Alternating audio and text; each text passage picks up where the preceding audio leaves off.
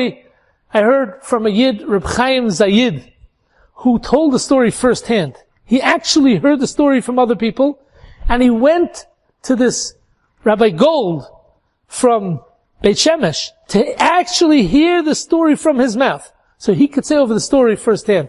I can't do that. I live too far away. I live in Lakewood. But I'm saying over what I heard from Reb Chaim Zayid. There's a kollel in Ramot that opened 2 years ago. And this kollel, you should just know, the average stipend that a younger man, a kollel person in Eretz Yisrael gets is be'erach between $500 and $600 a month. That's what they make. How they live on it, I don't know. And now that they cut the taktziv, what the government gives in an eighth, it's really terrible. My daughter told me today that they used to get 750 shekel a month. This month they got 180 shekel. Crazy. This kollel in Ramot gives almost 4 times the amount. They give $2,000 a younger man every month. Shh, don't tell anybody which kollel it is. They're going to come lining up. They have over 80 younger light in the kollel. And everybody is going crazy and they want to know, how does this man do it? He doesn't even come to America to collect, not twice a year, not 3 times a year, not even once a year. He doesn't leave a smadrash. How does he do it? And he never misses and the checks are on time. It's unbelievable. They made a cheshbon that he spent in the last 2 years over $4 million on the kollel. And they really wanted to know, how is he getting the money? So what did they do? They asked him that they want to make a masibah on the night of Purim. And all the Yungalite came to his house, and they sang, and they drank, maybe it was on the day of Purim, and they drank wine, and they got the Reish Kollel a little higher, and higher, and higher.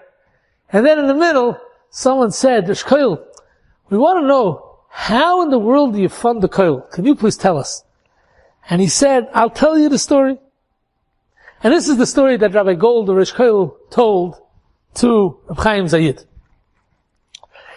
A few years back, Rabbi Gold has, Baruch Hashem, a mishpacha bruchat yiladim. He has, Kanai Nahar, a lot of children. He has 12 children. Beautiful. And a father knows when the kids need to get away and a change and air out. And he decided that he's going to take his family on a trip. Now, he also realized that there's a problem when you have 12 kids. So you have 6 kids that are under the age of 8, and you have 6 kids that are between 10 and 20. And what the 10 and 20-year-old kids want and consider a good time is not what the 0 to 6 kids, the 8 to 10-year-old kids want. So he split his family in half, and he said, today in the evening I'm going to take the 10 to 20-year-olds, and tomorrow we're going to take the 0 to 10-year-olds. And they get into this vehicle, and they go. And they went to a few places, and they had a good time. And that's Yisrael, I think, when a good time means you took a good walk up a mountain, you come to a nachal, you stick your toes in maybe, and you come back, whatever, they had a gavaldiga time. He was coming back home, and all of a sudden, he feels that the car is not going anymore. And he looks down at the gauges to see if he's having there's no oil, and he sees the oil light's not on. What's on? His gears tank is below E. Empty, empty, empty. And he has no gears. So, it's already 11:30 at night, so he turns on his blinkers on the side of the road, and he's waiting. Can't stand outside, chas v'shalom, you're gonna get killed. Cars are zooming by. And nobody's stopping. Everybody's going their merry way. No one stops. And he waited 10 minutes, 20 minutes. Finally, about a half hour later,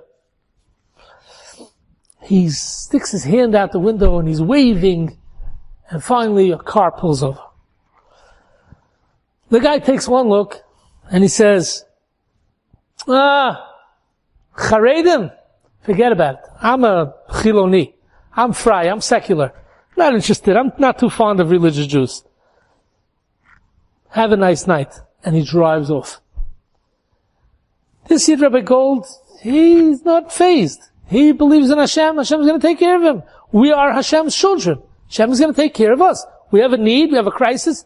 It's all in Hashem's hands. Don't worry about it. A few minutes later, this same guy comes back. And he says to him, what's your name? My name is Rabbi Gold. Where do you live? I live in Beit Shemesh.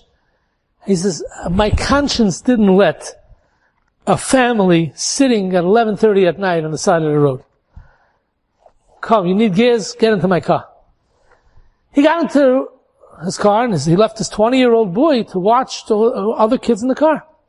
And he had a gas tank, a gas can, and he took it out of his trunk, and they're going. They drove about 5 minutes, and they come to a gas station. He says, here's a gas station, go fill it up, and I'll drive you back. Rabbi Gold gets out of his car, and he walks to the gas pumps, and he sees that you can't just go past, you have to go inside to the office to pay first, and then you can get gas. A minute later, he's back in the car. He says, can you please take me back to my car? And he says, you didn't get gas. He says, I can't buy gas in this gas station. He says, what happened? He says, look at that sign. You see that sign in the office flashing? Patuach b'Shabbat. We, gas station, are open on Shabbos Kiddush. I can't buy gas in such a gas station. So the man said, are you a sugar? Are you crazy? What are you, nuts? Your family's stuck on the highway. It's after Chatzos already. It's after midnight. And there's gasoline here. Just take it. Don't be an idiot.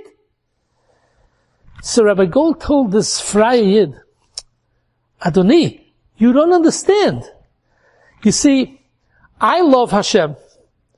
And Hashem loves me.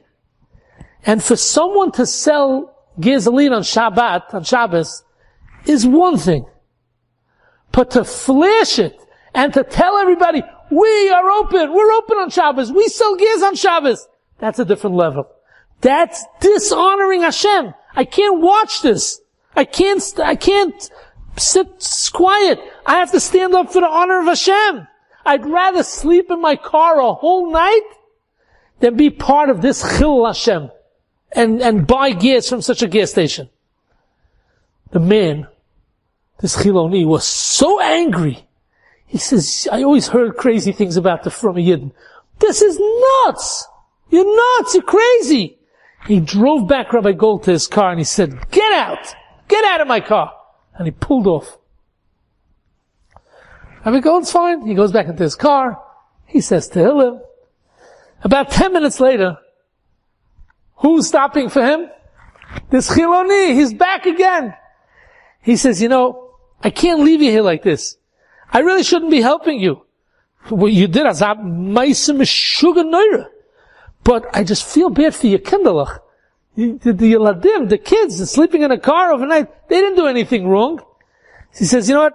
Come in my car. We'll go to a different gas station. He went to a different gas station. They had to drive 15, 20 minutes till they got to another gas station that's open after 12 o'clock at night. And they come to the gas station. By the time they came back, the whole thing took half hour, 45 minutes till they got back back to his car. And he put gasoline into his car, enough to get home, and Baruch Hashem. He said goodnight to the guy. He thanked him very much. And that was the end of it. That was the end of the story. The next day he went to this other Heifer family. This time he made sure to go in a full tank. L'chaim l'shalom, everything is fine. 3-4 months later, he gets a phone call. Hello, Harav Gold. Ken? You're the guy that was on the side of the road that ran out of gas and you went to the gas station, Patuach b'Shabbat, and you didn't want to take the gas? Yeah, that's me. He says, I'm the driver. I want to meet you. Where can I meet you? He says, I'm in Beit Shemesh now, and this in the street, and this in this corner. Come, that's where I live. He says, no problem, I'm coming to your house. Okay, Rabbi Gold went, and he's made nice. The guy's coming. And the guy walks in, and he says, listen here. I have to talk to you privately. Nobody here. Okay. He tells him, my father owned 6 humongous buildings in Tel Aviv. And he died. And I am the only Yerush, the sole heir. And in his will, it said like this, I leave everything to my son. but 40% of it, I want of my 40% of my estate to go to somebody that Hashem loves. And then he explained, the father said, listen here, during my life, I wasn't such a good Jew. I wasn't such a good Yid. I didn't do all the mitzvahs. And I know when I come to Shemayim, Hashem is not going to be very happy with me. So I figure that if I help somebody that Hashem loves, then it'll help me out in the next world. And I read this strange request, and I have no idea who in the world could I give this 40% to? Who does Hashem love? And then last night, it flashed into my head, the story. And I remember how you said, I love Hashem and Hashem loves me. And I knew right away that you're the guy that's what my father meant. That's who it is. You thought about Hashem and he stood up for Hashem's honor. And this is the guy who stood up for Hashem's honor and would rather sleep in a car than support someone that's patuach b'Shabbos. This is the man that my father wants that I should give the money to. And he says, I got 40% of those 6 buildings, and every month comes in tremendous money from the rents of the buildings, and I take the money and I give it out to the younger light, and this is how the kollel is in existence. What a beautiful story.